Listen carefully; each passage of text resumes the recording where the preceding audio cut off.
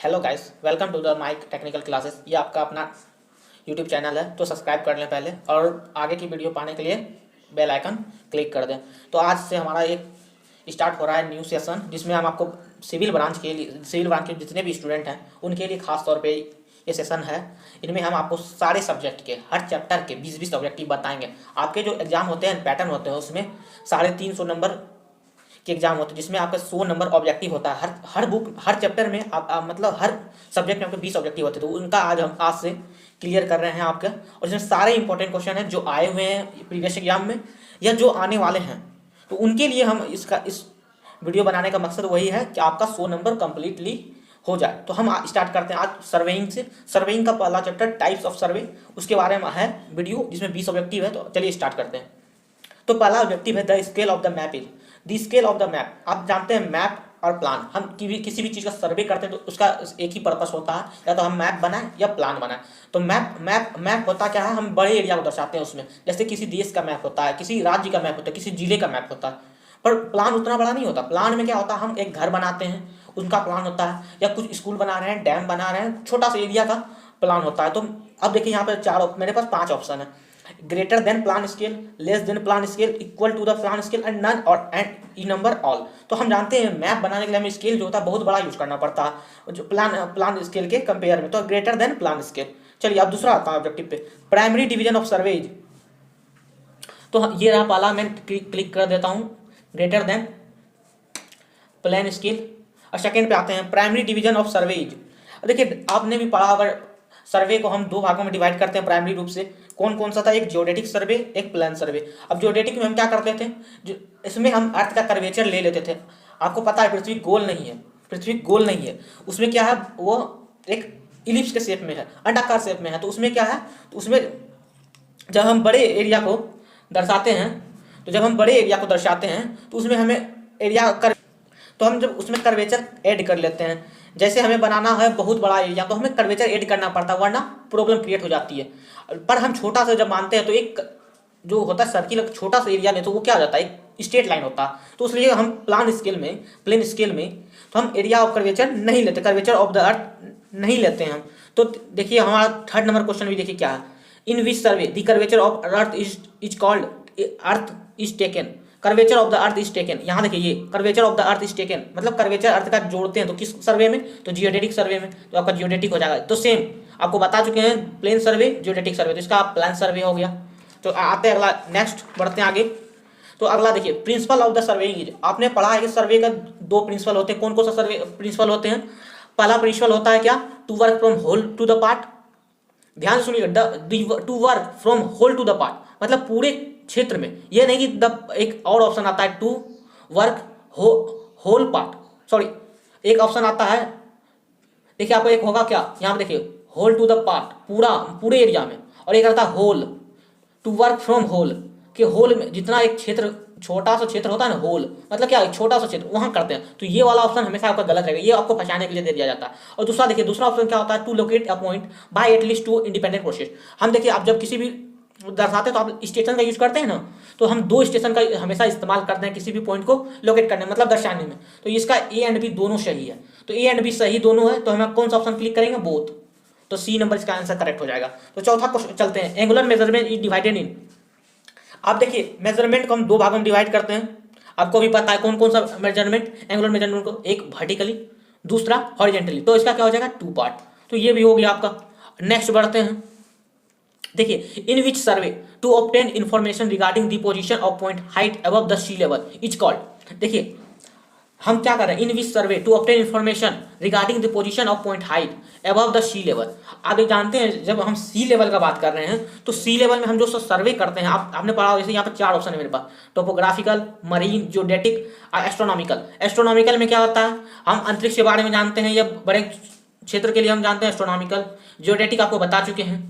और एक टोपोग्राफिकल में क्या होता है, तो हम क्या करते हैं, भूभाग जो होती भूमि जो होती है, वहाँ वहाँ कहीं पहाड़ है, कहीं पठार है, कहीं मैदान है, उनके बारे में जब सर्वे करते हैं तो वो टोपोग्राफी का सर्वे आता है। जब हमें सी मिलता है तो सी के लिए जब भी हम यूज करते हैं तो मरीन सर्वे यूज करते हैं, क्योंकि मरीन का मतलब आपने पढ़ा होगा कि मरीन कॉप ये मतलब पानी से जुड़ा हुआ, जल से जुड़ा हुआ, जहाँ भी हमें सी के बारे में आएगा, पानी के बारे में आएगा तो हम वहाँ पे सर्वे करते हैं, वो मरीन सर्वे होता है। अब एक क्वेश्चन है, देखिए 7 नंबर एक अच्छा सा आरएफ का एग्जांपल पूछ लेता बहुत बार, इफ 1 सेंटीमीटर बराबर 100 मीटर देन आरएफ इज। हम क्या करते हैं, इसको पहले एक निकालते हैं, आप लोग भी पढ़े होंगे आरएफ का क्या यूज है, आरएफ क्यों निकालते हैं, क्यों हम एक जब हम बहुत बड़े एरिया को एक छोटे से एक मैप में या प्लान में दर्शाते हैं तो हम एक आरएफ लेते हैं, रिड्यूसिंग स्केल लेते हैं, या वो रिड्यूसिंग जरूरी नहीं है कि बड़ा ही हो, छोटा भी हो सकता है, या छोटा उससे जितना प्लान है उससे भी बड़ा हो सकता है, लेकिन हम एक मान के यहाँ पे हमारे पास क्या दिया गया 1 सेंटीमीटर बराबर 100 मीटर, तो 1 सेंटीमीटर बराबर 100 मीटर है, तो हम इसको अगर आरएफ निकालते हैं तो आरएफ में क्या करते हैं,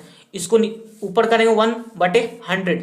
अब देखिए ये सेंटीमीटर में है, ये मीटर में, इसको मीटर को देखिए आप हम यूनिट तो सेम करेंगे ना, हम क्या करते हैं इसमें दोनों को सीएम है, यहाँ सेंटीमीटर या मीटर। आपको आरएफ का फार्मूला तो पता है ना, तो आरएफ का फार्मूला क्या होता है, मैं एक बार फिर से बता देता हूँ। आरएफ बराबर होता है ड्राइंग लेंथ होता है, जिसको आप डीएल भी लिख देते हो, उसके बाद नीचे होता है एक्चुअल लेंथ।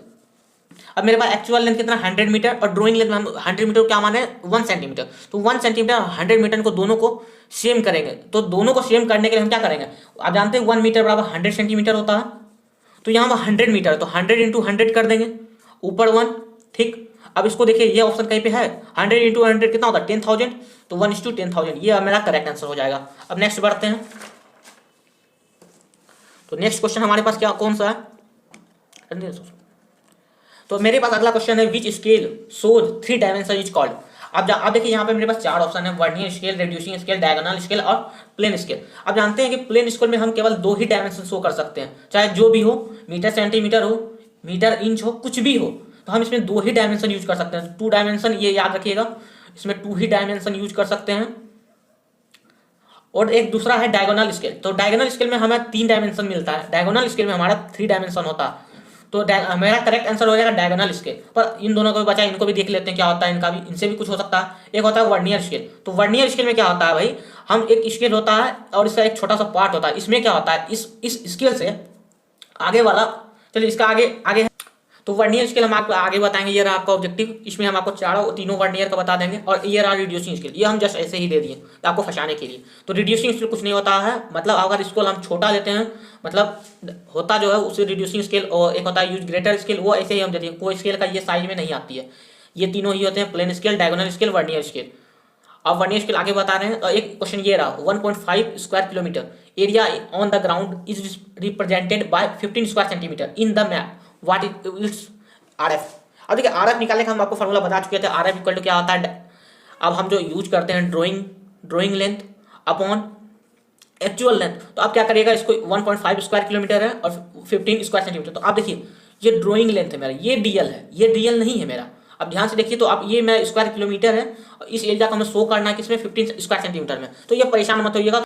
तो ये देखिए ये मेरा डीएल हुआ और ये मेरा क्या हुआ, एक्चुअल लेंथ हुआ। तो हम इसको पहले जानते हैं, हम भी फॉर्मूला पढ़ चुके हैं कि डीएल बटे एक्चुअल लेंथ, डीएल बटे एएल, तो 15 ऊपर आता है मेरा और 1.5। अब देखिए मैंने बोला था आपको डायमेंशन जो भी हो सेंटीमीटर में तो सेंटीमीटर में, किलोमीटर में तो किलोमीटर में, मीटर में तो मीटर में, तो आपको जिसको चेंज करना है उसको कर सकते हैं, या तो ऊपर वाले को चेंज कर दीजिए या नीचे वाले को चेंज कर, हम नीचे वाले को चेंज करते हैं, तो 1.5 स्क्वायर किलोमीटर है, इसको हम ऊपर कर देते हैं, ठीक। दोनों में स्क्वायर स्क्वायर है तो स्क्वायर हम हटा देते हैं, स्क्वायर का यूज नहीं कर रहे हैं, क्योंकि आप जानते हैं नॉर्मली कि स्क्वायर ऊपर भी है नीचे भी, तो खत्म हो जाएगा। तो अब देखिए स्क्वायर किलोमीटर है, अब किलोमीटर का आप जानते हैं 1 किलोमीटर को हम चेंज करेंगे मीटर में तो 1000, और फिर मीटर को सेंटीमीटर में चेंज करेंगे 100, तो हमें गुना करना पड़ता है। अब देखिए 15 कट गया और एक कट गया, तो मेरे पास कितना हो 1:10,000, तो 1:10,000 कौन सा ऑप्शन नंबर सी, तो ये सी नंबर करेक्ट हो गया। अगला क्वेश्चन पे बढ़ते हैं, if the smallest division of A vernier is longer than, आप ध्यान से एक बार पढ़िएगा ध्यान से ये question, if the smallest division of A vernier is longer than the smallest division of its primary scale, the vernier is known as। एक बार और मैं आपके लिए पढ़ देता हूँ, smallest division of a vernier is longer than smallest division of its primary scale, the vernier is known as। आपको पता है जब वर्नियर स्केल का जो डिवीजन होगा वो छोटा होगा किससे, प्राइमरी स्केल, तो उसको कहते हैं डायरेक्ट वर्नियर, और जब बड़ा हो तब उसको कहते हैं रेट्रोग्रेड वर्नियर, और जब इक्वल हो तो उसको एक्सटेंडेड वर्नियर कहते हैं। अब ये क्लियर हो गया होगा आपको। अब क्वेश्चन में कितना भी फंसा दे आप फंसेंगे नहीं, तो आपको पहले बता दूं, अगर कम हो तो डायरेक्ट वर्नियर, अगर बड़ा हो तो एक्सटेंडेड वर्नियर और इक्वल हो तो एक्सटेंडेड वर्नियर, तो आप इस हिसाब से बना सकते हैं। अब अगला क्वेश्चन में बढ़ते हैं हम। The formula of current area is correct area is, देखिए आप एरिया बोला, ध्यान से देखिए, एरिया बोले हम, एरिया हमेशा स्क्वायर में होता है, आपको ये ध्यान रखना है। जब हम एरिया निकालेंगे तो हमेशा स्क्वायर में निकालेंगे। अब आप भी जानते हैं कि भाई सबसे पहले सब आएगा तो भाई रॉन्ग स्केल बटे correct scale into major length, ये तो सही है, पर एरिया के लिए नहीं है ना, एरिया में स्क्वायर होता है, तो स्क्वायर कहाँ पे है इस नंबर में क्वेश्चन में, ये दोनों तो पहले ही गलत है, तो ये वाला क्वेश्चन मेरा बी नंबर आंसर सही हो जाएगा। तो अगला बढ़ते हैं आगे। तो चलिए नेक्स्ट आप देखते हैं, और ये क्वेश्चन नंबर 12 है। तो हाइड्रोग्राफिकल सर्वे, देखिए मैंने पहले ही बोला था भाई हाइड्रो जल से जो भी सर्वे जुड़ा हो तो वो कौन सा सर्वे होगा, मैंने पहले ही बता दिया था। अब एक बार देख लेते हैं, लैंड सर्वे तो नहीं होगा, एरियल सर्वे ये तो नहीं होगा। अब मेरे पास दो ऑप्शन है, रिवर सर्वे, मरीन सर्वे। आपको मैंने ही पहले ही बता दिया था कि जब भी जल से जुड़ा हुआ कोई भी सर्वे करते हैं उसमें हम मरीन सर्वे करते हैं। ये रिवर सर्वे आपको फंसाने के लिए दिया गया, तो आपका आंसर सी नंबर करेक्ट हो जाएगा। तो अगला देखते हैं, which survey are made of the determining the natural feature of country is called. जब मैंने आपको चारों सर्वे बताए थे पिछले में, तो मैंने बताया था वहाँ पे टोपोग्राफिकल सर्वे क्या होता है, बाकी एस्ट्रोनॉमिकल सर्वे क्या होता है, ये दोनों मैंने सर्वे नहीं बताया था आपको, तो ये दोनों भी सर्वे बता देता हूँ। पहले देखिए आपको ये पता है नेचुरल फीचर जितने भी होते हैं देश में, किसी भी देश में किसी भी भूभाग में, तो पहाड़ हो पठार हो, उनके बारे में जब हम सर्वे करते हैं तो उस सर्वे को हम कहते हैं टोपोग्राफिकल सर्वे करते हैं।